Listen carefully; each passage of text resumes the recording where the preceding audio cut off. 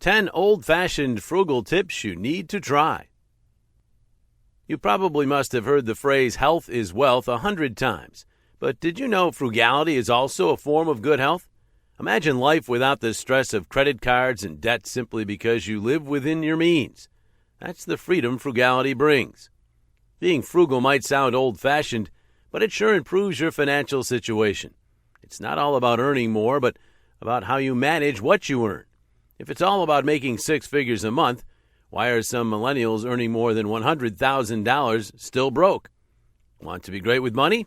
Here are 10 timeless tips successful billionaires like Warren Buffett, Bill Gates, and Mark Zuckerberg still practice to date that you can start emulating too.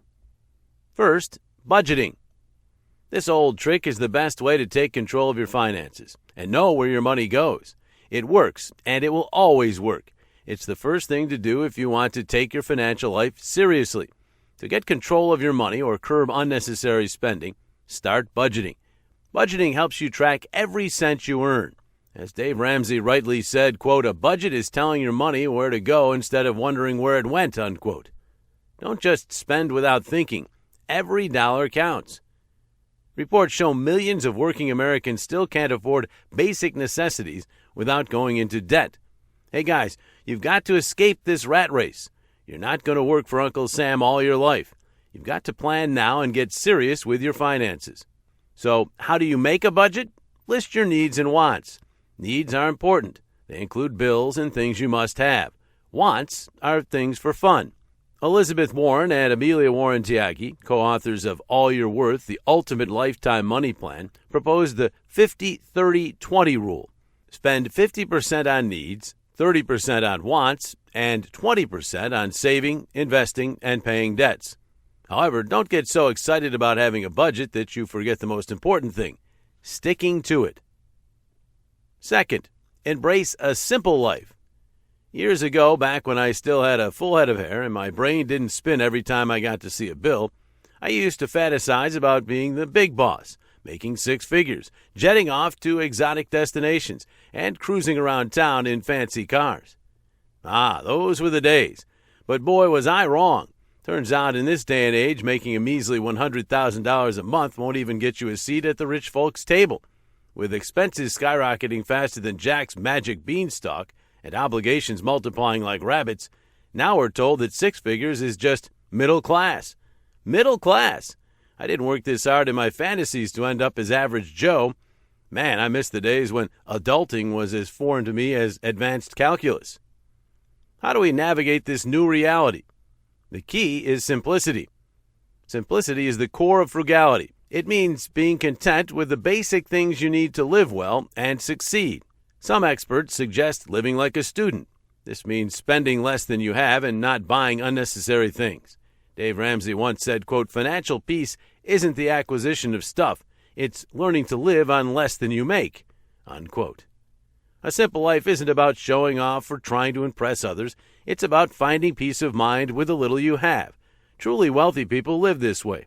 They focus on their dreams and manage their resources well. They don't worry about looking like everyone else. The pressure to keep up with others, especially on social media, can be intense. People show off expensive cars, trips in business class, and vacations in costly countries. But if you want to live a simple life, you won't care about all that. Your financial goals should matter more. As John C. Maxwell said, quote, "Simplicity is the key to financial well-being. Live below your means, and you'll have financial peace," unquote. Remember, you're not trying to impress anyone. You just want comfort. So spend money on what you need instead of going into debt to look rich. The next tip is to cook your meals. Eating out costs a lot. With a neck-breaking hike in food prices, even a simple menu at a fast food place can be really pricey. Instead of wasting money like this, you can eat healthier and save money. I learned how to make my own coffee, pastries, and even pizza. It saves me a few dollars compared to buying them. You might think these are hard to make, but they're not. Just follow online recipes, and soon you'll be an expert. Although, I almost burned down my house the first time I attempted baking a pizza, and it came out all black like a chocolate cake. The next tip is to buy in bulk. Another smart way to save money is shopping less often. And the only way you can do this is to buy in bulk. Of course, no one expects you to buy veggies, fruits, or pastries in bulk, but how about personal care items and non-perishable stuff? From statistics, an average American can save up to 50% on personal care items when bought in bulk. That said, you must be careful while choosing personal care items to be purchased in bulk. Some products contain perishable ingredients like avocados or tomatoes that are beneficial for nourishing the skin but cannot retain their freshness beyond a few months. Moreover, I was surprised to discover that anyone can save nearly 50% on meat prices by buying in bulk as well. I tried the trick, and it worked.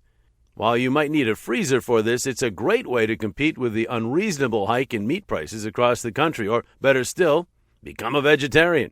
Just imagine the meats are the reigning champions when it comes to the skyrocketing food price increases in the U.S. They're like the celebrities of the grocery store, with pork and beef increasing at a staggering rate of 14% and 20% last year respectively. That's incredible. Repurpose and reuse stuffs. Instead of throwing things away after they're done being useful, try fixing and reusing them. Many people simply discard stuff at the slightest damage and get new ones. You're throwing away money. Our grannies rarely threw things away during their time. They found new ways to use items, even after their original purpose was done. They turned ladders into shelves and freshened up old furniture with paint. What a smart way to live frugally. It saves money and boosts creativity. Before you throw something away, think twice. Don't waste resources without good reason. A small rip in your clothes isn't enough to toss them. You can mend them or find a new purpose. You help the environment by finding ways to reuse, repurpose, and fix things instead of buying new ones. Even if you can't figure out a reuse, get creative. If nothing works, it might not be useful for you anymore, but you could sell or donate it instead. You can also try selling unused items. If you have things lying around your house that you don't use anymore, it's time to let them go. Think about old toys your college-age kids piled up in a box. Think of old shoes and kitchenwares. Instead of keeping them, fix them and put them up for sale. You might even have extra space to rent out as storage. You'd be surprised how many people are looking for what you don't need. List these items on platforms like Facebook Marketplace, Craigslist, or local sales platforms. Someone who needs them will buy them from you. And don't forget, put the extra cash into your savings or repayment of your debt. The next tip is to fix things yourself. You don't need to be a repair expert to fix basic things at home. Calling professionals for every repair can be expensive. Why not learn some basic repair skills? In the past, people decorated their homes, planned parties, tended their gardens, and did other chores themselves. But today, people find it more convenient to spend money to get these things done for them. Don't join the train.